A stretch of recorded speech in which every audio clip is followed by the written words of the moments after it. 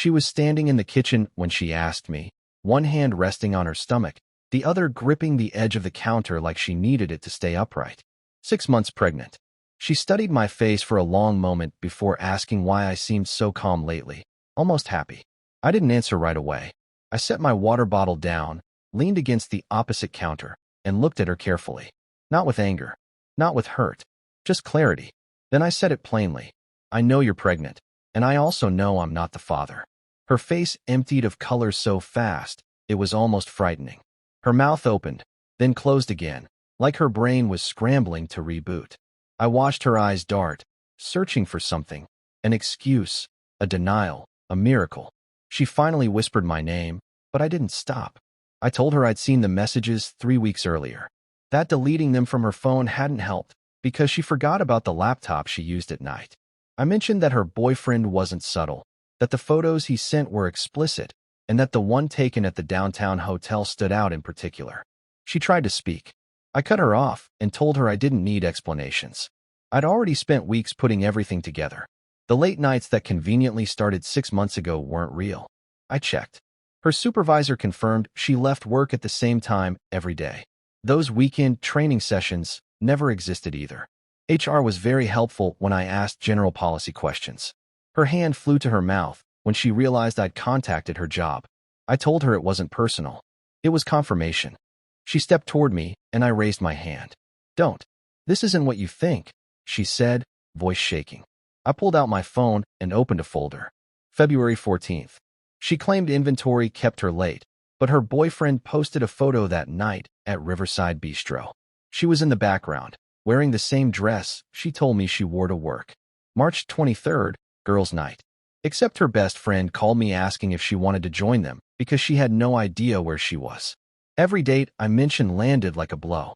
I wanted her to understand exactly how thorough I'd been. 6 months of lies. 6 months of her coming home, kissing me goodnight, pretending nothing was wrong while living a second life. When she whispered that the baby was mine, I laughed. Not kindly. I reminded her we hadn't slept together since November. Not once. Every time I tried, she said she was tired, stressed, unwell. To everything. Except apparently for him. She argued that we had been together in December. I corrected her. December 2nd. She was drunk, could barely stand, and I said no. She started shaking when I laid out the timeline. 6 months pregnant means June. Count backward. Conception lands in mid-December. I was in Seattle for work the second week of December. I even remembered how she texted me saying she missed me. Turns out she wasn't alone at all. Her OB's office confirmed the due date when I called pretending to be her and said I'd misplaced paperwork. They were very accommodating. That's when she cried. I told her I'd already spoken to a lawyer. Filed the paperwork the day before. She'd be served at work tomorrow. I wanted her to hear it from me first. She grabbed my arm and begged. Counseling. Therapy. Anything. I pulled away gently and told her there was nothing left to repair. She chose to cheat. She chose to lie. She chose to get pregnant with another man's child and come home every night acting like we were still married. Those were her choices. When she asked about the baby, I told her the truth. Not my child. Not my responsibility. I grabbed my keys and bag, explaining I'd packed the day before and left it at my brother Noah's place. She asked where I was going. Out. I told her not to contact me unless it was about property division. Everything else goes through the lawyer.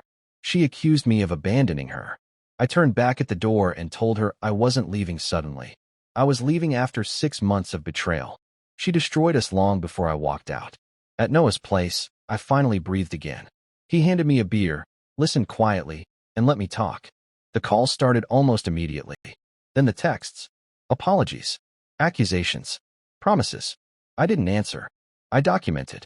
By morning there were dozens of messages and missed calls. She showed up at my workplace. Security called me. I told them to escort her out. Her mother called later, claiming the divorce came out of nowhere. I calmly listed the affair, the pregnancy, and the lies until silence filled the line. I blocked her too. Days later, my lawyer confirmed she'd been served. Then another call came, from a woman who introduced herself as the wife of the man my wife had been seeing. We met, compared notes. Timelines matched perfectly. She revealed there might be a third man involved. That was new, and worse. When my wife confronted me again, claiming I was turning people against her, I told her she did that herself. When she tried once more to suggest the baby might be mine, I shut it down. Weeks later, a certified paternity test confirmed it, 0% probability. I forwarded the results to my lawyer and blocked her final number. Whatever mess she created was no longer mine. She spent months building a lie. I spent weeks preparing my exit. Only one of those plans survived reality.